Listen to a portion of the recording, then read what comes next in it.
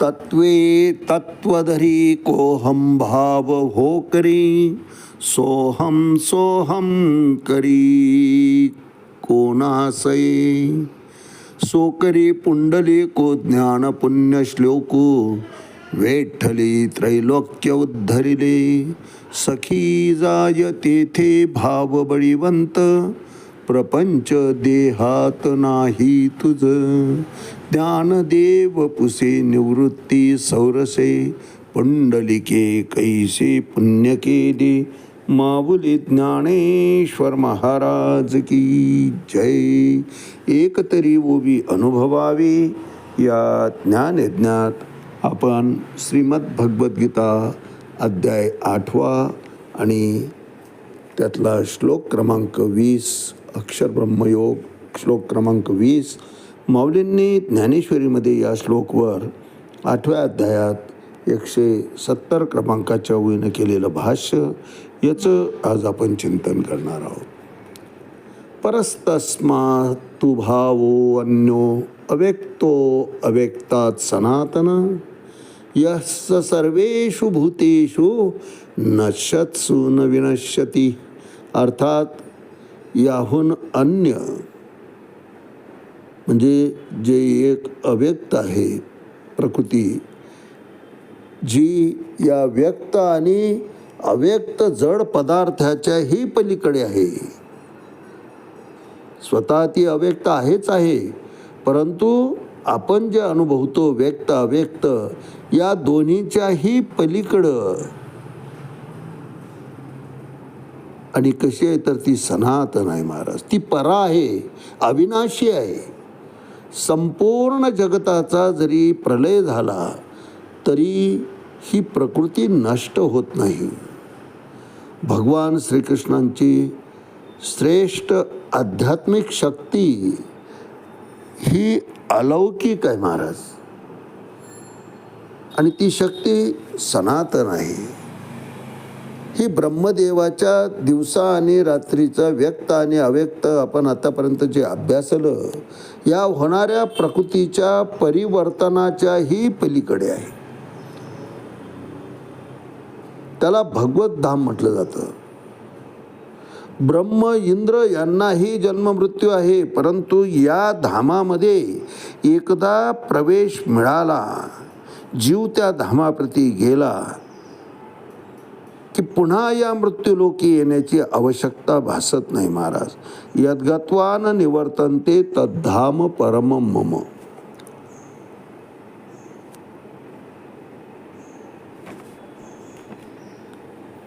तिथून पुन्हा इथे येण्याची आवश्यकता नाही, कारण भगवंत अशा साधकाला त्याचे साध्याची प्राप्ती करून देतात. आणि मानवी जीवनाचं अंतिम साध्य काय आहे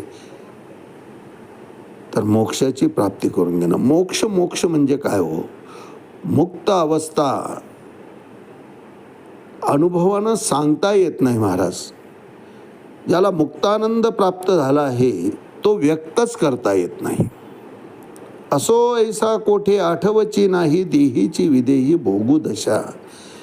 या समीकरणाप्रती जे साधक गेलेले असतात ते मुक्त अवस्थेत असतात महाराज. त्यांना काहीही करण्याचं शिल्लक राहिलेलं नसतं. ते करतात, कर्म करतात. ब्रह्मण्याधाय कर्माणि संगम त्यक्त्वा करुते लिप्यतेन सपापेन पद्मपत्रमिवांबसा. कमळाचं पान पाण्यावर तरंगतं, परंतु पाण्याचा थेंब चिटकून घेत नाही.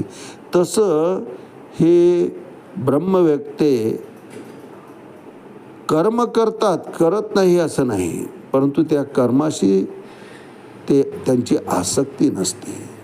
ते पूर्णत्वाला गेलं काय किंवा अपूर्ण राहिलं काय. योगस्था कुरुकर्माणी संगम त्यक्त्वा आत्मसिद्धये.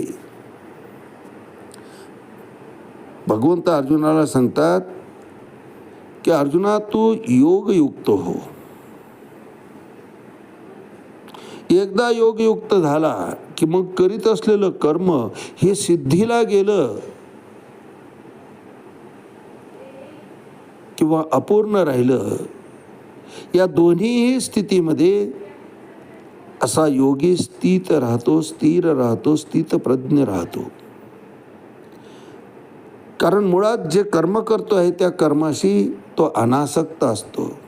त्या कर्माच्या फळाची त्याला अपेक्षा नसते. कर्मण्येवाधिकार असते मा फलेषु कदाचनम. आणि कर्तव्य कर्म करत असताना हेच वैशिष्ट्य आहे महाराज, की कर्मफळ निर्माण होत नाही. मग कर्तव्य कर्म कोणतं? तर बँकेतला बसलेला कॅशियर, एसटीतला कंडक्टर पैशामध्ये खेळत असतात महाराज. बऱ्याच वेळा गाडी अशी टच्चून भरलेली असते किंवा कॅशियरजवळ अशी लांबलचक लाईन लागलेली असते. कोणी त्यात पैसे देतं, कोणी त्यातून घेतं. देणाराकडे हा स्थितप्रज्ञ म्हणूनच पाहतो. 5 लाखाचं विड्रॉल असलं तरी त्याला हसतच पैसे देतो. आणि 10 लाख कॅश बॉक्समध्ये कुणी भरले तरी त्याच्याकडे तो हसतच राहतो, हसतच पाहतो. स्मित हास्य करतो दोन्ही प्रसंगी. हे का घडतं? कारण त्या कर्माशी तो अनासक्त असतो. त्या कर्मातल्या फळाची त्याला अपेक्षा नसते. हे त्याचं कर्तव्य कर्म आहे. आणि या ठिकाणी भगवंत सांगतात की कर्मण्येवाधिकार असते मा फलेषु कदाचनम. नाहीतर कर्म करताय, फळ तर अपेक्षा करणारच की हो कुणी. नोकरी फुकट थोडीच करणार आहे. पगार मिळतो म्हणून नोकरी करताय. परंतु एकदा नोकरी मिळाल्यानंतर जे परमात्म्यानं आपल्या वाट्याला दिलेलं आहे त्याच्यात तो संतुष्ट असतो. खेळत असलेल्या पैशातून घरी पैसा नेत नाही महाराज. त्या ठिकाणी मा फलेषु कदाचनम, त्या फळाची तिथं अपेक्षा तो करीत नाही. तसं प्रपंचामध्ये वावरत असताना आम्ही जे कर्म करतो त्या कर्माच्या फळाची अपेक्षा करू नये. कारण मुळात आपण करीत असलेलं कर्म हे भगवंताच्या इच्छेनं तो करत असतो. एकदा कृष्ण भावना भावित झाला की स्वार्थ त्याचा संपलेला असतो. तो कर्म करतो ते जगताच्या उद्धाराकरता करतो, विश्वाच्या जडणघडण करता करतो, भगवंताची इच्छा आहे म्हणून करतो. आणि म्हणून करीत असलेल्या कर्माचं अपूर्णतेत किंवा पूर्णतेत, अपूर्णतेमध्ये तो खचून जात नाही किंवा दुःखी होत नाही, आणि पूर्णत्वाला गेलं तरी सुखी होत नाही. कारण पूर्णता किंवा अपूर्णता ही भगवंताची इच्छा आहे. त्यावर तो सोपवून देतो, सोपान वृत्तीमध्ये येतो. त्यामुळे करीत असलेलं कर्म त्याला सुख किंवा दुःख या उपाधी त्याच्याकरता देऊ शकत नाही. या उपाधी त्याच्या ठिकाणी उत्पन्न होत नाही, कारण तो अनासक्त असतो. तसं अनासक्त आम्हाला प्रपंचामध्ये प्रत्येक कर्माशी राहता आलं पाहिजे. प्रत्येक कर्म हे कर्तव्य कर्म म्हणूनच आम्हाला करता आलं पाहिजे.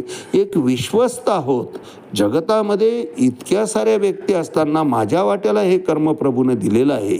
या आनंदामध्ये, या प्रासादिक भावनेनं, या प्रसन्न चित्तानं, या भगवंताच्या कृपाआशीर्वादानं आम्ही ते कर्म करायला पाहिजे. त्या कर्माच्या फळाची अपेक्षा करता कामा नये. नाहीतर कंडक्टरनं त्यातलं फळाची अपेक्षा केली की त्याचं काय होईल, किंवा कॅशियरनं त्यातला आहे भरपूर पैसा म्हणून थोडा घेऊन जाऊ घरला, असं जर ठरवलं तर त्याचं काय होईल ते आपल्यालाही माहिती आहे. म्हणून भगवंत या ठिकाणी इशारा देतात की कर्मण्येवाधिकार असते मा फलेषु कदाचनम. तुला तुझ्या भाग्या इतकं भगवंतानं दिलेलं आहे, अधिकच्या लोभामध्ये पडू नकोस. म्हणून संपूर्ण जगताचा जरी प्रलय झाला तरी असा स्थितप्रज्ञ एकदा मुक्त झाल्यानंतर याच्या ठिकाणी दुःख वाट्याला येत नाही. म्हणूनच अशा साधकाला भगवंत म्हणतात, मी माझ्या धामाच्या प्रती प्रगत करतो. आणि एकदा त्या धामामध्ये जीवात्मा गेला की प्रकृती त्या ठिकाणची कधीच नष्ट होत नाही. त्या ठिकाणचं ते अव्यक्त धाम अव्यक्त प्रकृती ती नष्ट होत नाही. भगवान श्रीकृष्णांची श्रेष्ठ आध्यात्मिक शक्ती ही अलौकिक आहे महाराज, सनातन आहे, युगानुयुगे चालत आलेली आहे. त्या ठिकाणी जो कोणी गेला तो मुक्त झाला. जन्म मरणाच्या फेऱ्यामध्ये त्याला पुन्हा यायची आवश्यकताच पडत नाही महाराज. नाहीतर इतर लोकांमध्ये आपण पाहिलं ब्रह्मदेवापर्यंत की ब्रह्माला सुद्धा जन्म मृत्यू आहे, इंद्राला तर आहेच आहे. ब्रह्मदेवाच्या एका दिवसाच्या कालावधीत 14 वेळेस इंद्र पाय उतार होतात. म्हणजे 14 इंद्र बदलले जातात, 14 इंद्र मृत्यू पावतात आणि नव्याने त्या ठिकाणी अधिकारावर रूढ होत असतात महाराज. परंतु भगवंताचं ते धाम जे आहे त्या ठिकाणी मात्र गेल्यानंतर या मृत्यूलोकी पुन्हा येण्याची आवश्यकता पडत नाही. त्याला कायमस्वरूपी भगवंत मोक्ष प्रदान करत असतात. यावर भाष्य करताना माऊली ज्ञानेश्वरी 8वा अध्याय 170 क्रमांकाच्या वेळी म्हणतात, तेथे सम विषम न दिसे काही, मनोने भूते हे भावना भाष नाही. जेवी दुधची जाहलिया दही, नाम रूप जाये. अशा या साधकाला जेव्हा भगवत धामाची प्राप्ती होते त्यावेळेस तेथं सम विषम न दिसे काही. त्या साम्यामध्ये मग न्यून अधिक असं काही दिसत नाही महाराज. जरा दुःख जे असतात म्हातारपणाचं ते दुःख त्याच्या वाट्याला येत नाही. जय आधी भाषाच नाही महाराज. जय पराजयाचा तिथे प्रश्न येत नाही. आणि या ठिकाणी दृष्टांत देतात माऊली की एकदा दुधाचं दही झाल्यावर त्याचं दूध हे नाव पूर्णपणे संपतं. त्याला नवीन रूप दह्याचं प्राप्त होतं आणि दूधपणाची त्याची नामावली ही नाहीशी होऊन जाते. तसं जीवदशेमध्ये राहतच नाही. तेव्हा परब्रह्म तत्वाशी एकरूप होऊन जातो. म्हणून जीवदशा त्याची त्या ठिकाणी संपते महाराज. जैसा दिपे दिपू लाविजे, तेथ अधील कोण हे नोळखीजे, तैसा सर्वस्व जो मज भजे, तो मीच होणे ठाके. भगवंत म्हणतो. दिवाळीच्या पंत्या आपण लावतो, आरास करतो, पंक्तीला पंक्ती, प्रत्येक पंक्ती काही आपण स्वतंत्र पेटवत नाही महाराज. पेटलेल्या पंक्तीनं पंक्तीला पंक्ती, पंक्तीला पंक्ती, पंक्तीला पंक्ती लावतो आणि दिव्यांची अशी सुंदर असं माळ, दिव्याची सुंदर आरास आपण आपल्या इमारतीला सजवत असतो त्या आराशीनं.